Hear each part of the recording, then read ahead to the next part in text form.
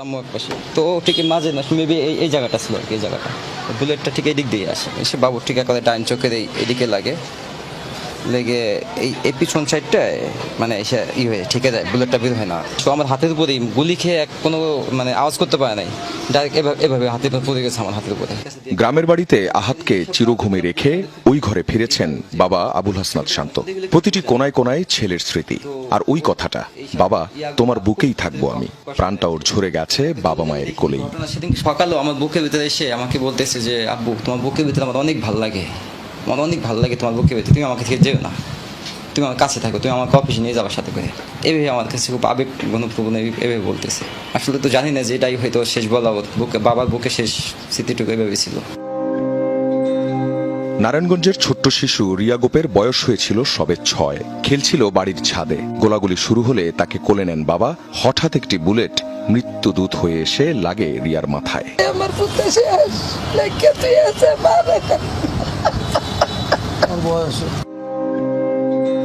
বাবার সাথে খামারে কাজ করত 13 বছরের মোবারক। দুধ বিক্রি করত বাসায় বাসায়। বড় আগ্রহ ছিল খেলাধুলায়। 19 জুলাই মিছিল দেখতে গিয়ে নিভে গেছে তার জীবন প্রদীপ। শুক্রবার দিন নাকি ওর মা রে কইছে, মা আমার নেম প্লেট আইব। ও ছেলেটা খেলাধুলা করতো, নেম প্লেট আইব, নেম প্লেট তো বোঝে না ওর মায়।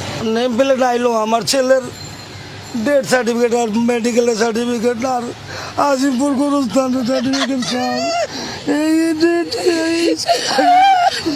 আল্লাহ সার্টিফিকেট আইছে, আমার বলার নেম প্লেট আইছে। টিয়ার শেলের ধোঁয়া ঘরে আসছিল, তা ঠেকাতে জানালা বন্ধ করতে যায় 11 বছরের সামির। তখনই একটি গুলি এসে বিদ্ধ করে তাকে। ঘরেই মৃত্যুর কোলে ঢলে পড়ে 5ম শ্রেণী পড়ুয়া শিশুটি। 20 জুলাই বিকেল টিয়ার শেলের গ্যাসে রাজধানীর চিটাগাং রোড এলাকা ধোঁয়াচ্ছন্ন। খোঁজ পাওয়া যাচ্ছিল না 10 বছরের হোসাইনের। রাতে ঢাকা মেডিকেলে লাশের স্তূপের নিচে পাওয়া যায় তার মরদেহ। 18 জুলাই নরসিংদীতে গুলিবিদ্ধ হয়ে প্রাণ যায় 14 বছরের তাহমিদের। 9ম শ্রেণীতে পড়ত সে। 16 বছরের নাইমা উত্তরার বাসার বারান্দায় উদ্বিগ্ন মায়ের সাথে দাঁড়িয়ে দেখছিল কি হচ্ছে বাইরে। কিছু বুঝে ওঠার আগেই গুলি এসে লাগে তার গায়ে। সাথে সাথেই মৃত্যুর কোলে ঢলে পড়ে 10ম শ্রেণীর ছাত্রী নাইমা।